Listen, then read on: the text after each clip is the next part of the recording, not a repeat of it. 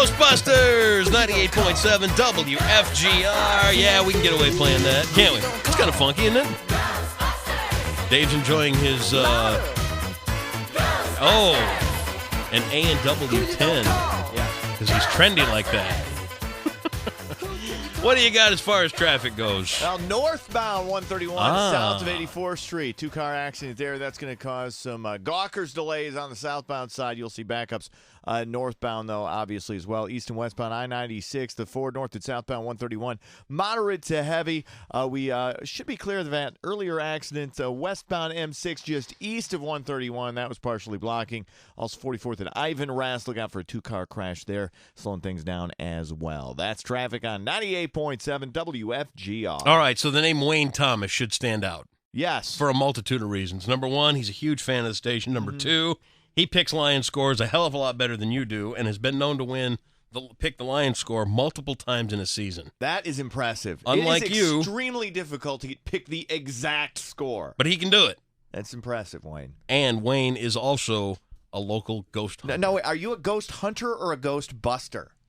You're a hunter, I'm taking. Yeah, I saw Well, the it's hat. not like I'm bringing it home with me. You don't That's have for sure. Okay. Hopefully not. I never stopped and thought about that. What if you did? Well, that's a big Yeah. thing. You know, we do protection prayers, Okay. so we don't bring it home with us. Okay, very good. Got to do that.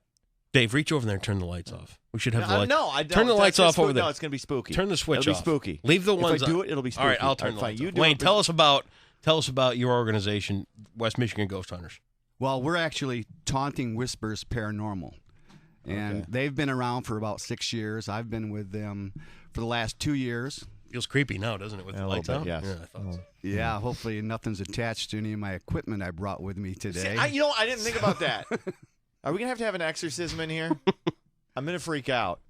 Dress up as a Seriously. priest like you always do for yeah, bring Halloween. your priest in. Everybody will be okay. Now, how did you get involved with, this kind of business?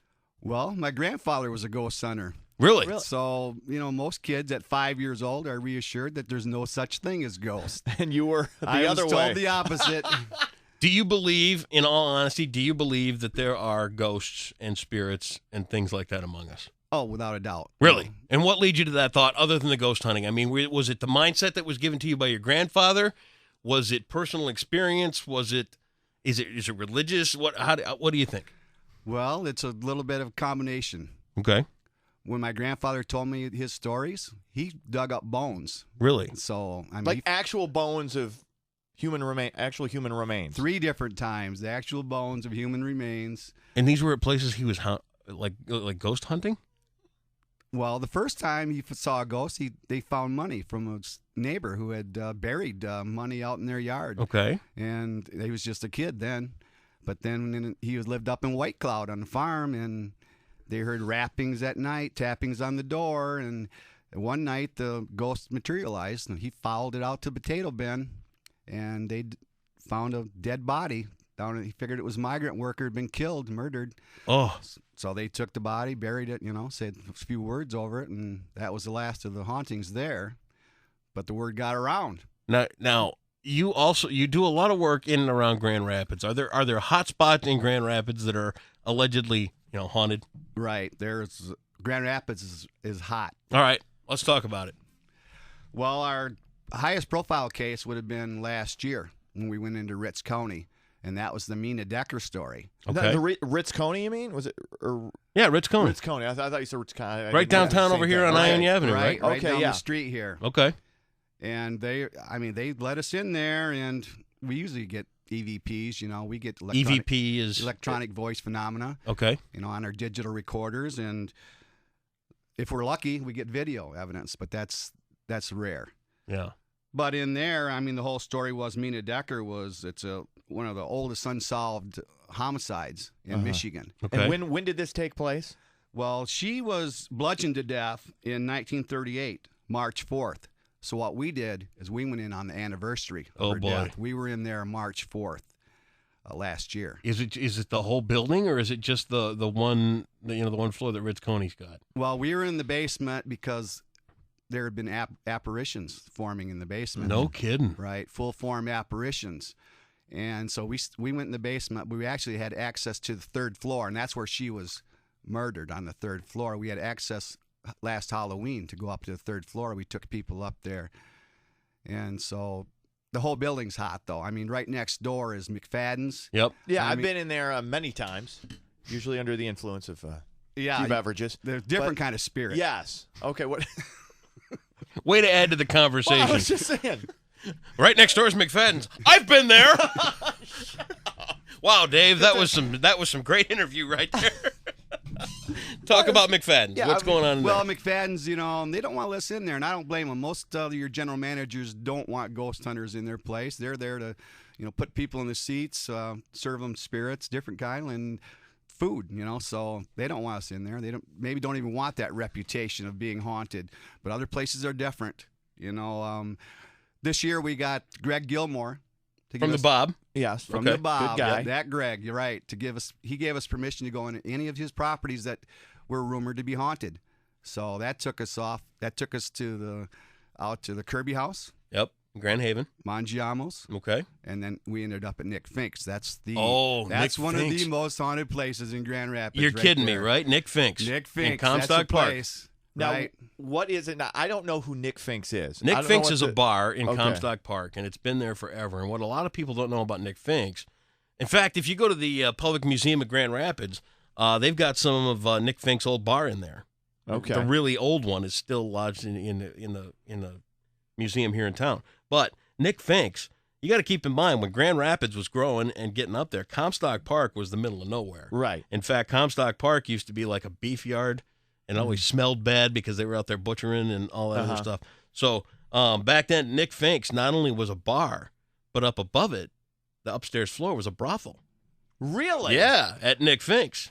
So, and that's Huh. that's something a lot of people don't know about Nick Fink's bar. It used to be a whorehouse on the top floor. And that's Really? a big thing. That's key right there. See? A lot of the places we go to are former brothels. Really, That lifestyle, that tortured life that that these. lifestyle led to it. Wow.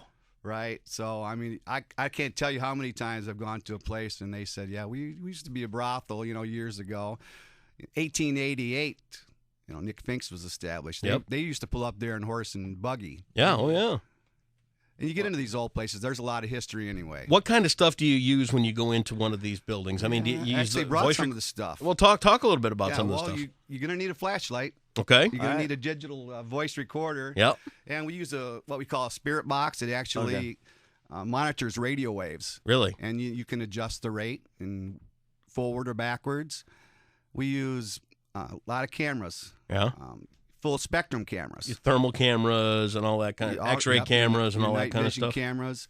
I wish we had a thermal imager. Yeah. But, Those unless are you kind got of a few expensive. $1,000s to lend Right. us, we don't have that. But that's your basic ghost hunting kit right there. What if people were interested in getting a hold of you because they've got a property that they think, things are coming up missing, things are getting moved and that kind of stuff? Can they get a hold of you? Well, we have a Facebook, Okay. Taunting Whispers Paranormal. You can Okay. check us out there. I tell people call me. Yeah. I mean, What's that's the best what way. number can they get a hold of you? Area code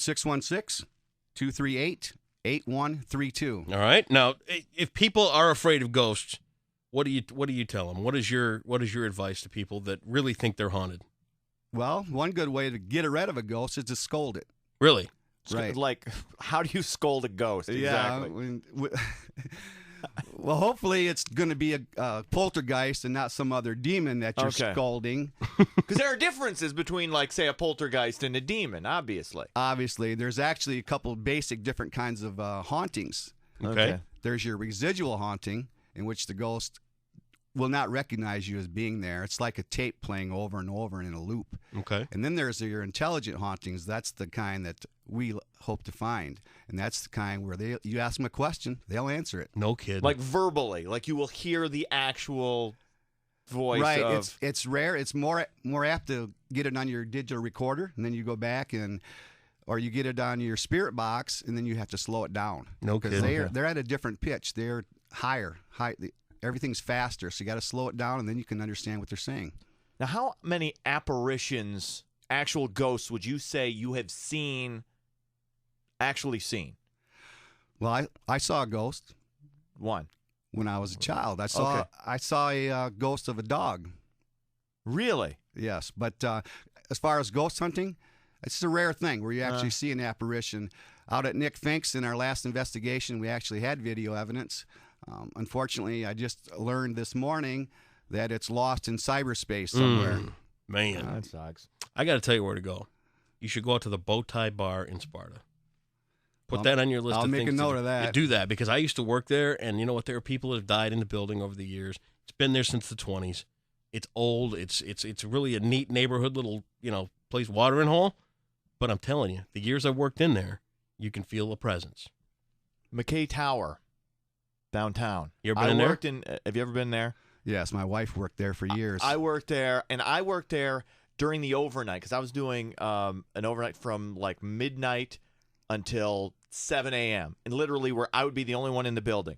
Now, that people had reported things like actually seeing apparitions of the former owner, like in like lobbies and in weird things that like things would actually get moved or turned upside down. Weird things. I never saw anything. I would hear noises, like typical building noises that you hear at night. Now, I'm open to the possibility that these things exist. I'm not saying they don't, but I never saw anything.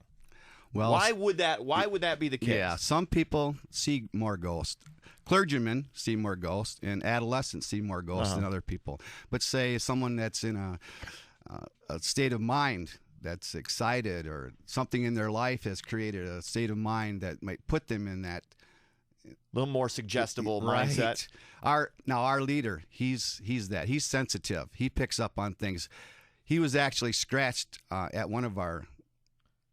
Scratched by a ghost? Scratched by a ghost at one of our investigations, right? So, see, that might not have been a poltergeist either. So you've never investigated McKay Tower, but you've heard... I've heard the stories. I've heard the stories about McKay Tower, the Waters Building. I just recently heard a rumor that place is also haunted. No kidding. I would wonder why people wouldn't want you to come into their building, because I would think that would make it an attraction. People hear stories about places like that. They want to see just the pure fascination aspect. You know, I want to see this. Maybe I'm going to witness something.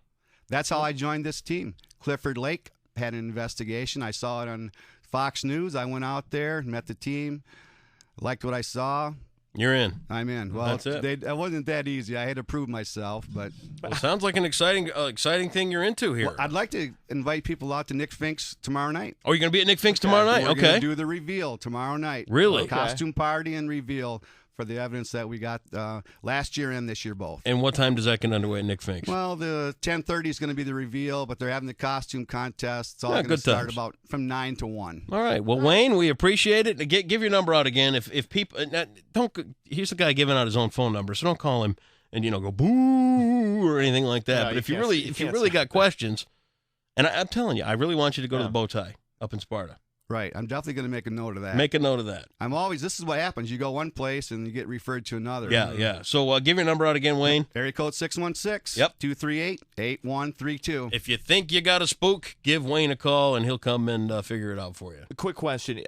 Are you like a professional? I mean, can you make money off ghost hunting? We do not charge. Okay. So this is pro bono work that you do. Good right. stuff. All right. Wayne, happy Halloween to you. Continue Thanks, guys. on with your great ghost endeavors. And I'll tell you what, if you come across something videotape-wise or sound-wise or anything like that, bring it back. We'll put it online. There you go. Okay. We'll help you guys out. We'll help spread the word, and if people got ghosts, we'll get rid of them. Sounds good. Wayne Thomas, everybody. Thanks, Wayne, for coming in, man. Thank you. When's the best